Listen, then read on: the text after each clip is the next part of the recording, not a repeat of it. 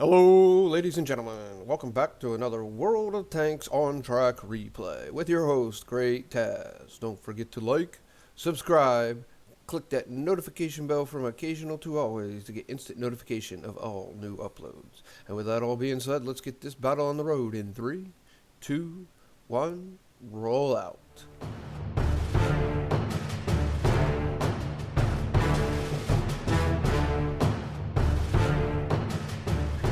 Hello ladies and gentlemen, and welcome back. Here we are with another World of Tanks on Track replay. Today we're going to be watching ScorpionZero play the M46 Patton. The M40, I think it's M46. Well, I think there was A1 and an A2 in actual life. But anyways, we're here on Prokhorovka, aka Pork Chop, and you can see that Scorpion here is on his way towards the hill on the zero line or east. There he's already commenting on the T10, who probably stopped for a second, may have alt-tabbed, so we don't really know. And he just commented on the fact that he's going to camp, and he responded, "Yeah, I'm going to camp." So at least the person's probably being honest. They're going to sit back there and hide behind the TDs, which, you know, is not what a heavy should do. And the tier T10 is a pretty good heavy. I mean, there is no spotters on that side, and maybe he just got the T10. Who knows? Anyways, we're going to move on and stop worrying about that T10. We're going to go right back to worrying about Scorpion here, as we can see him peek up over this ridge. Not sure if he has a sixth sense, but if he does, it just went off. Now we do know he has sixth sense. All right, the Patton has a really good down angle, but the problem is on this point here, it has like 10 degrees. So I mean, it's really good, but on the opposite side, if they're coming up on an angle of higher than 10 degrees, and you're coming up on an angle, you know, of five, you're going up on an angle of 5 degrees, and they're coming up on an angle of 5 or 6 degrees, and the bushes aren't on the far side of the ridge, they're on your side of the ridge, you kind of will get spotted every time. So he's trying to just, you know, sit here, be a kind of a spotter, I guess. That's what I would assume. And hopefully, you know, be able to get some shots in here momentarily. As you can see, he's trying to peek up, but again, like you said, that back side of the hill has about a 15% grade, the north side of this hill. Now, the south side of the hill is definitely less of a grade, and not quite sure why they did it that way. You can see it as you're driving up and down it. You drive up in a tank, and then drive up one side in a tank, and then drive up the other side in a tank, you'll notice it. So there he's using his maximum, at the flattest point on this hill is right where he's at. He's using his maximum amount of gun depression here to hit the IS. Now he's taken 3 shots, 2 from the 3002. He remembered where that shot kind of came from, so he took a quick pop shot in that general direction and listen to me. In attempts to actually hit the 3002. We'll find out later if he does. We'll keep an eye out for the 3002 to actually see if it, when it gets spotted, if it has taken any damage. Right there, he's moving up into the bush, looking for that 3002. If 3002 is behind those bushes, the only way he's really going to actually see it is if it fires, and or if there it is. And he did not hit the 3002 the last time, so considering its full health, and well, now it's completely gone. Took 3 shots, and that's all it took to kill him. All right, he's moving forward again down the hill, heading towards the middle. Kind of, it looks like. I'm not sure if he's going to actually go over towards the middle and start using the ridgeline there. It looks like he's going to take a pop shot at that Lynx, the 6x6. I don't know. It's those little things are kind of fast and annoying. I still don't like the wheeled vehicles. I understand they're part of the game, kind of like a lot of people don't like artillery.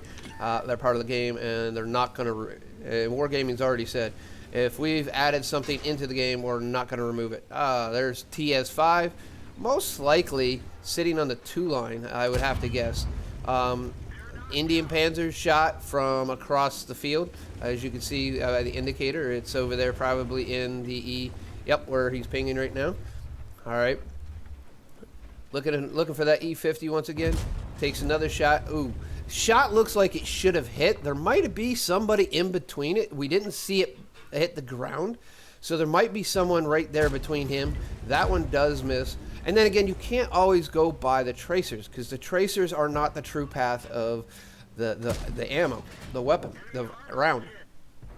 And it's kind of, I don't know if Wargaming could ever actually do anything to fix the tracers and the round following the same path. They probably could. It's probably just 2 different programming. One's a visual programming, and one's an actual programming that actually has some substance behind it. So Harry's moving on north, as we can see here, pushing up north. He's looking across the way. Not sure what he's doing.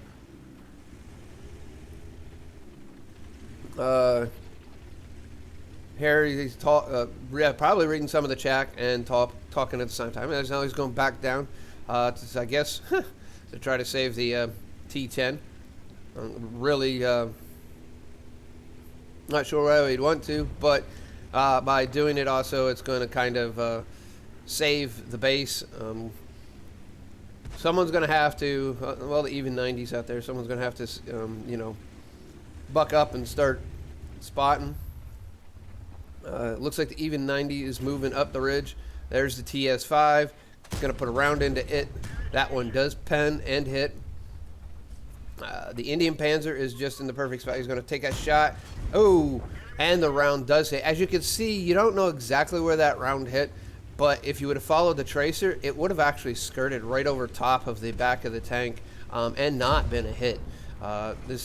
Trying to get rid of that 6x6, not really getting in that sniper mode, driving around, accidentally bumping into his own 3002. Now he's turning back. I'm going to expect that he's going to head back towards base, as Artie's trying to get the hell out of Dodge. That would probably be the most effective thing, especially since the ELC is not following along with the Indian Panzer. Now, I don't know if you can shoot over this. Actually, you can. That's news to me. I knew you could, and I knew you could get up on there in certain spots, and it's kind of hard. Oh, that's an interesting name. Only aggressive. Okay. Interesting name there, buddy. There's that Lynx. That Lynx has been a pain in the butt for Scorpion's team the whole game. Now, ELC is moving down south. Actually, it looks like he's retreating over completely. The Lynx spotted the whole middle, and now it's completely gone. Killed by I think the Indian Panzer and the TS5. Now, with the ELC over here, there's the Indian Panzer. Spotted, he's going to peek up over this hill, and then he's going to start putting rounds into it, because he knows he's got to do something to actually keep them from actually starting to cap. Now, he's going to probably be spotted, so his 6th sense will pop. There it is. And he's going to finally take out that shot. Now, he's going to get off that ridge quickly after he takes out the IS-6, or the Indian Panzer, and then move on. Now, it's down to 4 versus 6 in the losing side of the situation currently. But I'm pretty sure Scorpion's going to turn that around, maybe with the help of the GW Tiger and the Lorraine 155-50. All right. So there's the Lynx. The only one, ouch. 2 shots instantly. The ELC probably should have been paying attention to the Lynx, and ultimately should not have probably been sitting still. As soon as he saw the Lynx come in his general direction, he should have started to move, and there goes the ELC for sitting still and still continuing to sit still after he was hit twice. All right, now it's really up to Scorpion here to be the spotter and hopefully Artie to actually be able to do something. Here you can tell Scorpion does use XVM because he's talking about how he has a low WN8 and his own artillery fires on him. For what reason, I am not quite sure whatsoever. It was seriously absolutely uncalled for. Scorpion definitely was not talking about the Lorraine Artie. He was talking about the ELC, and just because he said 308, not 860. So for the excuse me, for the Lorraine actually to take offense to that just shows that he's kind of little-minded.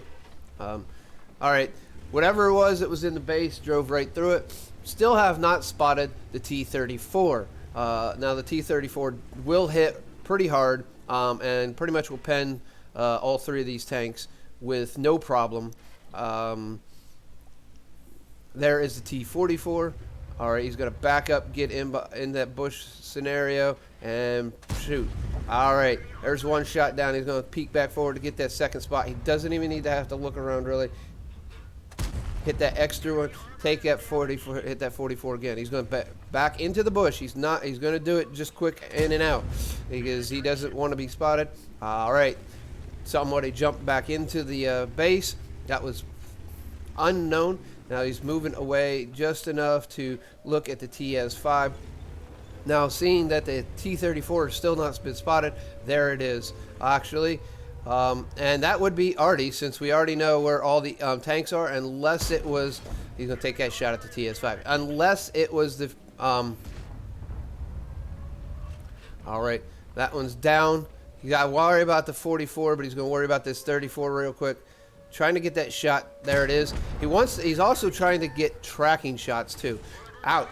At T-34, there's the Lynx. The Lynx moved and fired, and if it wasn't for the Lynx firing, he would have actually survived this battle. Now it's got the 44 off on the right. He's going to quickly turn and shoot the 44.